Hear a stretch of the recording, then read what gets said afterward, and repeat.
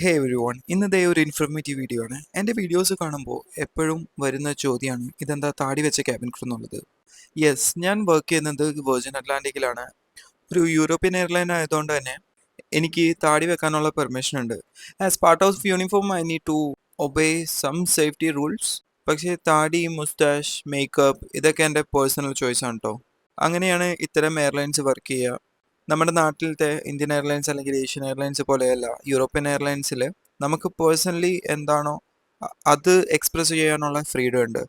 And also Virgin Atlantic ഒരു gender identity express ചെയ്യാൻ പറ്റിയ ഒരു എയർലൈൻ ആണ്. അതുകൊണ്ട് തന്നെ നമ്മൾ യൂണിഫോം കാരിയേഴ്സിനെ burgundy carriers which I am wearing, മറ്റേതിനെ റെഡ് കാരിയേഴ്സ് എന്നാണ് പറയാം.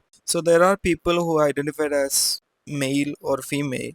അതുപോലെ തന്നെ ഫീമെയിൽസിന് ഇപ്പോൾ മെയിൽ യൂണിഫോം യൂസ് ചെയ്യണമെന്നുണ്ടെങ്കിൽ, അതായത് ബർഗണ്ടി യൂണിഫോം യൂസ് ചെയ്യണമെന്നുണ്ടെങ്കിൽ അവർക്ക് അത് യൂസ് ചെയ്യാം. ആൻഡ് ഓൾസോ മെയിലിന് സ്കേർട്ട് യൂസ് ചെയ്യണം, അതായത് റെഡ് യൂണിഫോം യൂസ് ചെയ്യണമെന്നുണ്ടെങ്കിൽ അതും യൂസ് ചെയ്യാം കേട്ടോ.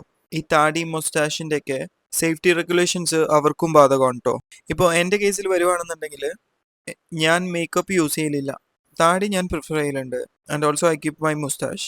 അതിന് കുറച്ച് സേഫ്റ്റി സ്റ്റാൻഡേർഡ്സ് ഉണ്ട്. ഫോർ എക്സാമ്പിൾ താടിയുടെ ലെങ്ത്ത് ഗ്രേഡ് 4 കൂടാൻ പാടില്ല. പിന്നെ ഫേഷ്യൽ ടാറ്റൂസ് ഒന്നും ഉണ്ടാവാൻ പാടില്ല. ഇപ്പോൾ മീശയുടെ കേസാണെന്നുണ്ടെങ്കിൽ നമ്മുടെ മൗത്ത് കവർ ചെയ്യാൻ പാടില്ല. ഒരു ബേസിക് സ്റ്റാൻഡേർഡ് ആണത്. അല്ലാതെ വേറെ കാര്യങ്ങൾക്ക് റെസ്ട്രിക്ഷൻസ് ഒന്നും ഇല്ല കേട്ടോ. അപ്പോൾ വീഡിയോ ഇൻഫോർമേറ്റീവ് ആണെന്ന് വിചാരിക്കുന്നു. അപ്പോൾ അത്രയേ ഉള്ളൂ. Bye, see ya, thank U.